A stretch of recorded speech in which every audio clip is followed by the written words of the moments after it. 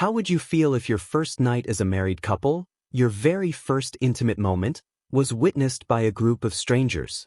Or even worse, if your parents married you off at the age of 12 just to gain a bigger field or a higher place in the village? Today, these things sound unthinkable, but in medieval Europe, they were everyday life. Love did not matter. Consent was not necessary, and what happened behind closed doors was often far darker than anyone dares to imagine. Welcome to the dark secrets of medieval marriage. If you are curious about the parts of history no one talks about, make sure to like this video and subscribe to the channel because the next stories get even more shocking. In one of our previous videos, we explored marriage during the Victorian era. But now, let us go back even further. Let us return to medieval Europe and see what marriage really was back then. In medieval society, marriage had nothing to do with personal choice. Families arranged unions to secure alliances, protect property, and climb the social ladder. This was not done in secret.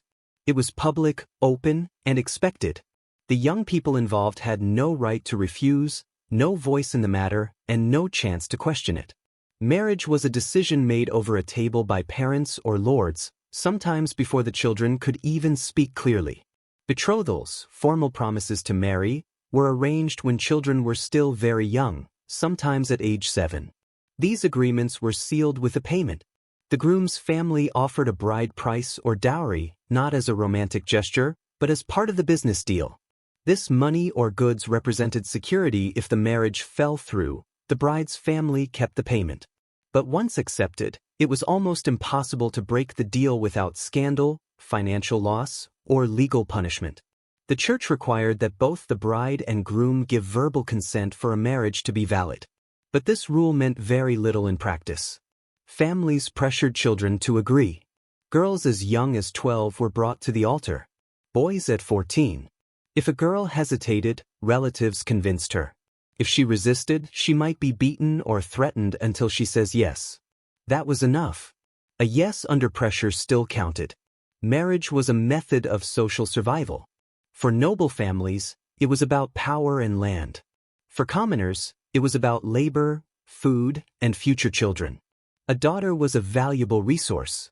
Her body could produce heirs. Her name could strengthen alliances. A father might pledge her to a man twice her age if it brought wealth or protection. A peasant might offer his daughter to a neighbor to combine fields or share livestock. The girl's feelings were never part of the discussion. Even royalty followed these patterns. Henry II of England married Eleanor of Aquitaine, not for love, but to bring her lands under his rule. Ferdinand of Aragon and Isabella of Castile married to unite Spain. Their personal lives did not matter. What mattered was the map. Marriage could redraw borders and settle wars. It was a tool of politics because in one signature, kingdoms changed. Among peasants, marriages were simpler, but the same pressure remained. Young women were expected to marry someone nearby, someone who could help plow the fields or tend the animals. Even here, marriages were planned by families. A girl might be promised to the son of a friend, sealed with a handshake and a small payment. The future was locked in, sometimes before she reached puberty. The idea of marrying for love was rare. Marriage was expected, arranged, and final. Girls were trained from a young age to become wives. They learned how to spin, cook, serve, and obey. Boys were taught to provide, rule over the household, and claim their bride when the time came. When the age was right, usually 12 for girls and 14 for boys, the marriage was formalized. Sometimes the couple met for the first time on that day. The betrothal period was legally binding. Rings were exchanged. Gifts were given. In some cases, the children were still too young to understand what was happening. But their families understood, and that is the saddest part. These agreements were backed by law and religion. Breaking them could lead to court cases, lost land, and family disgrace. If one party tried to walk away, the others could demand compensation. Dowries were forfeited. Social status could collapse. A broken betrothal was considered a serious failure. Because of that, families chose carefully, but once they chose, they expected obedience. As the wedding day approached, the focus shifted to appearances. Clothes were made, food was prepared, and guests were invited. The union itself had little room for emotion. It was a public event, a signal to the world that a new alliance had formed. The bride often knew what was expected. She was leaving her family, moving into a new home, and becoming part of another man's property. Her childhood ended at the church door. And then came the ceremony. In medieval Europe, weddings were held outside church doors. The priest or bishop stood between the couple and the church, speaking sacred words while the village watched. This public setting allowed the church to bless the union and the community to witness and remember it. It was not a private moment, and everyone had to see it. Everyone had to know who now belonged to whom. The bride stood on the groom's left. The vows were exchanged and rings were placed on the fourth finger. These details still exist in modern ceremonies, but in the Middle Ages they carried much heavier meaning. The ring was not only a sign of love. It was a mark of ownership, a signal to all that the woman had been claimed. The ceremony sometimes continued with a mass followed by loud and lavish celebration. There was music, food, dancing, and public displays of wealth. The wedding feast could last for days. Guests came from nearby villages and in noble families, even from foreign lands. The event was about alliance and display. Marriage meant power, and the wedding proved it. Among all the rituals, the moment when the bride was handed over stood out as the most symbolic. The father took her hand and gave it to the groom. This was a pure legal act. A girl passed from one man's authority to another's. She had no legal personhood. Her father controlled her until the marriage. Her husband controlled her after. In many kingdoms, women could not own property, move freely, or make decisions without their husband's approval. Marriage just confirmed this transition. It was the transfer of one man's responsibility to another. The bride was part of the transaction. The veil, another custom still seen today, had a different purpose in the Middle Ages. It was a shield. As we already mentioned, in many arranged marriages, especially among nobles, the couple had never met. The bride's appearance remained unknown until the vows were finished. She stood veiled and silent until the last word was spoken. Only then could the groom lift the veil and see her face. If he was unhappy with what he saw, it was already too late. The contract was sealed. The veil protected the deal, not the bride. Some grooms brought swords to their weddings. The best man, originally called the bride's guard, stood beside the couple not to hold a ring or deliver a toast, but to defend the ceremony. His role was serious. If the bride tried to run, he stopped her. If someone tried to kidnap her or interrupt the marriage, he fought them. His presence reminded everyone that the ceremony was not always peaceful. Some brides resisted. Some families argued. Some rivals attacked. Marriage could start in conflict. The best man was there to make sure it ended in control. Each part of the wedding reinforced a message. The position of the bride, the movement of her body from her father's hand to her husband's, the veil that hid her, the man who guarded her, the sword at his side. Every symbol told her the same thing. This was no longer her life to shape. It belonged to her husband now. And yet the ceremony was only just the beginning. Because after the feast ended, after the musicians went home and the wine turned warm, came the most important moment in a medieval marriage, the first wedding night. In the Middle Ages, a girl was expected to be a virgin before marriage. Her virginity was treated as proof of her purity, her obedience, and her family's honor. A girl's body carried the reputation of her father, her brothers, and her future husband. The church taught that being intimate before marriage was a grave sin. The girl had two choices: either remain celibate and join a convent or marry and bear children. There was no third path. As Christianity spread across Europe between the 5th and 10th centuries, its moral rules shaped the lives of women more than any other part of society. By the 11th century, especially among nobles, a girl's virginity became a matter of law, politics, and inheritance. A nobleman had to be sure that his firstborn child was his true heir. Without medical knowledge or any way to prove biological paternity, the only accepted guarantee was a woman's innocence on her wedding night. If she had never been with another man, then the child she would carry could only belong to her husband.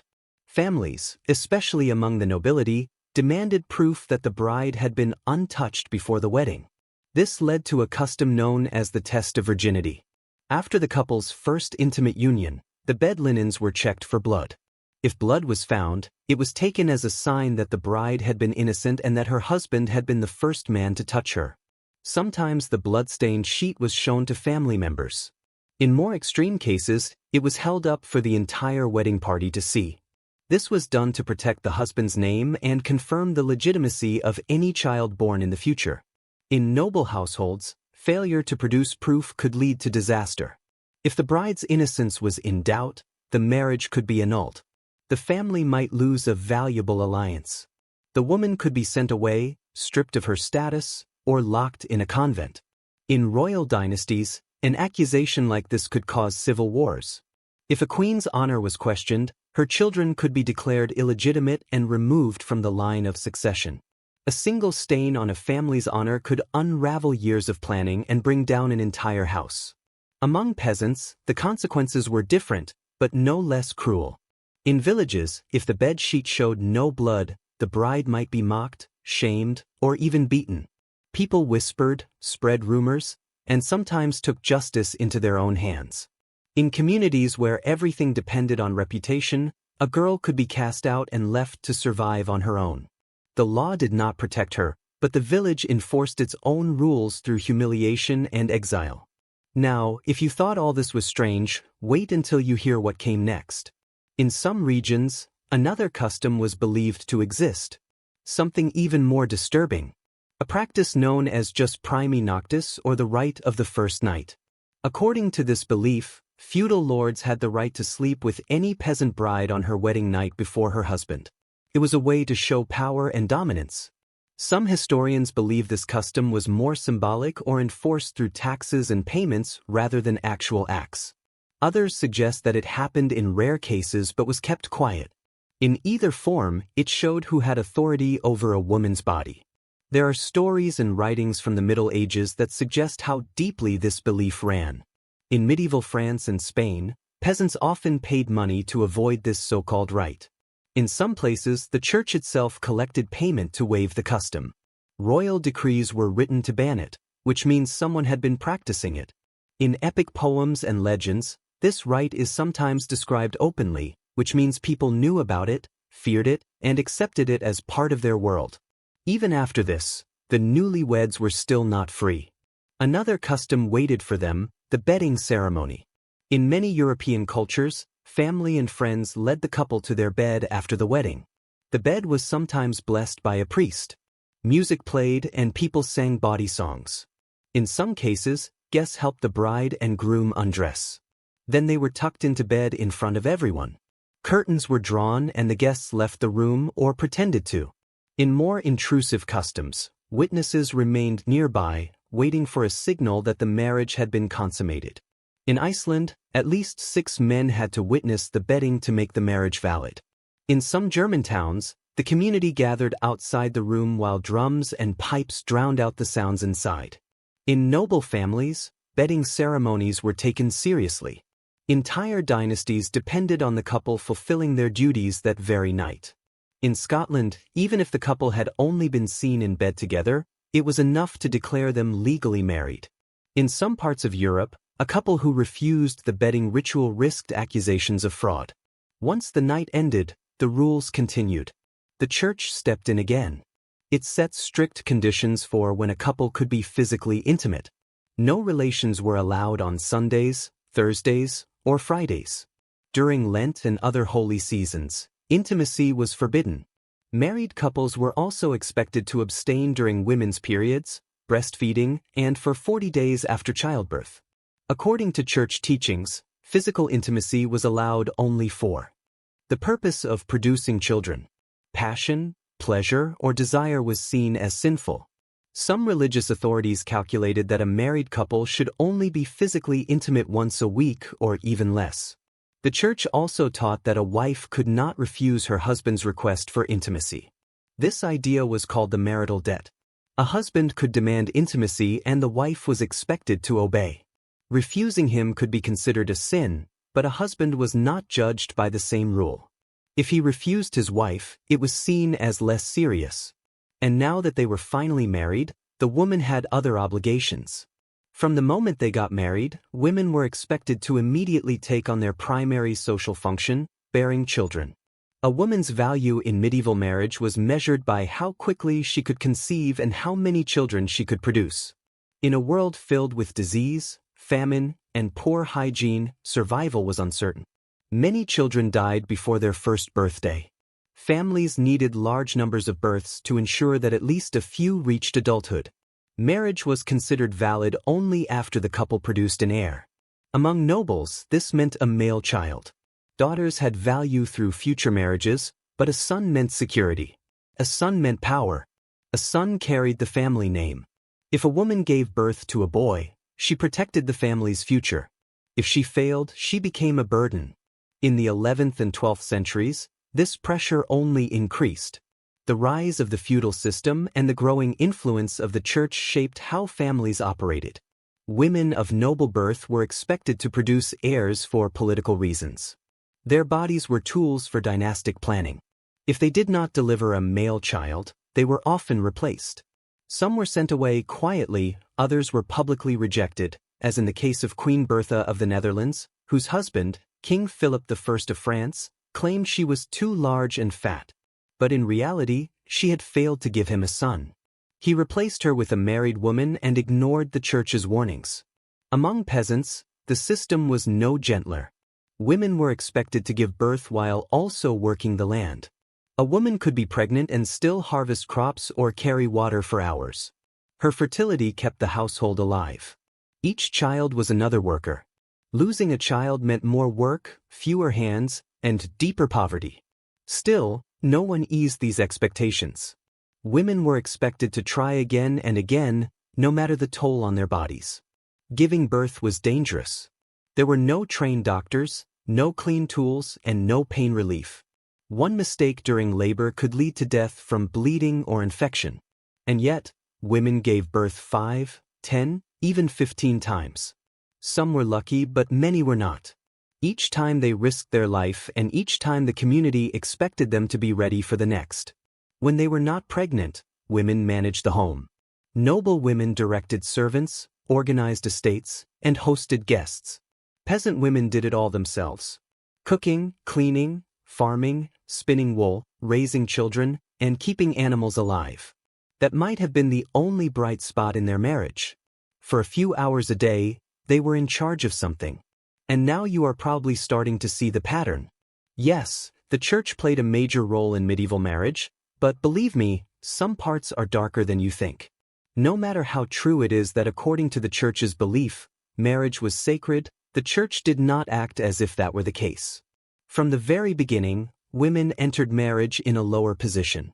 The church then introduced concepts that made their role even more limited and their suffering even harder to escape. One of the clearest examples is the demand for obedience. This came directly from the Bible, especially from the writings of Paul the Apostle. In Ephesians 5 verse 22, he wrote, "Wives, submit to your husbands as to the Lord." This line was copied into countless versions of the medieval marriage ceremony. In many churches across Europe, the bride publicly promised to obey while the husband promised to protect. Their roles were fixed from that moment onward. The idea gave men clear authority. In the household, the husband had the final word. A wife who disagreed had no legal path to challenge him.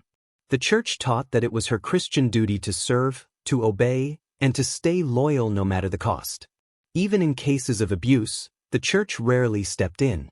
Violence was seen as a family issue, not a legal one. There was a phrase known as moderate punishment. According to this belief, a husband had the right to discipline his wife if he did it with measure. What this actually meant was left to interpretation. Ecclesiastical courts only reacted if the violence became extreme or scandalous. For most women, there was no protection. If a man hit his wife, he often faced no consequences at all. Leaving the marriage was nearly impossible. The church did not allow divorce. Marriage was seen as a permanent sacrament. Only in rare cases could a marriage be annulled. This required strict evidence, like the couple being too young when they married, one of them being a non-Christian, or one of them having to take a religious vow. Abuse was not considered a reason. A woman who tried to escape often had no place to go. Her family might refuse to take her back. Society would shame her and the church would send her back to her husband. In some regions, especially in parts of Germany, local traditions gave people strange alternatives. One was the divorce by fight.